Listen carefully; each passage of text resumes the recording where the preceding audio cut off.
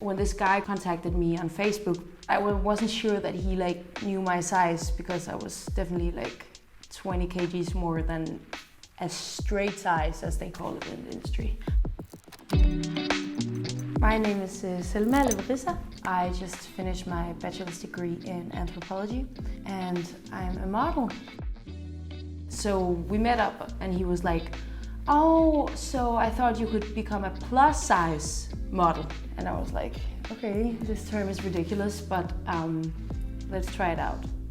If you're basically more than a size 38, you're a curve model. I'm a size 42. I don't see myself as plus size. I don't like that term. I think we're just models, and I don't think we should be put in a different categories. We do the same work, even though the conditions and the kind of jobs we get might differ from straight size models. I mean, I don't mind being a curvy model because my body is curved.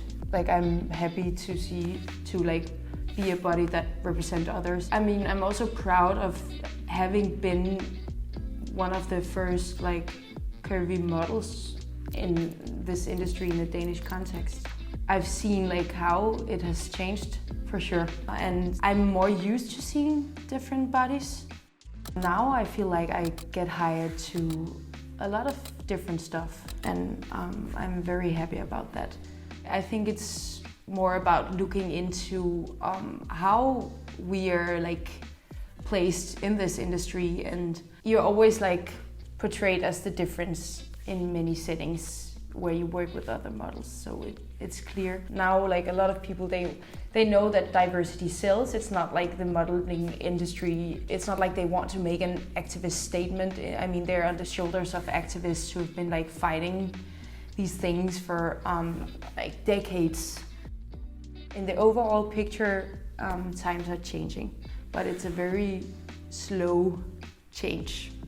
My mom, I was never allowed to read all these kind of girly magazines because she didn't want my ideals to be distorted. But even though you have someone who's protecting you against these ideals, they will always be there, and especially today because we live in such a visual culture. So I know that it does make a difference to see a different representation.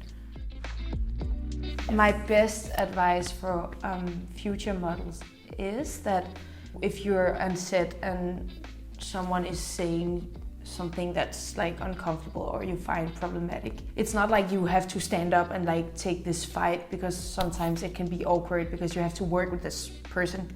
But just try to be in it, speak about that experience to others and maybe to your agency.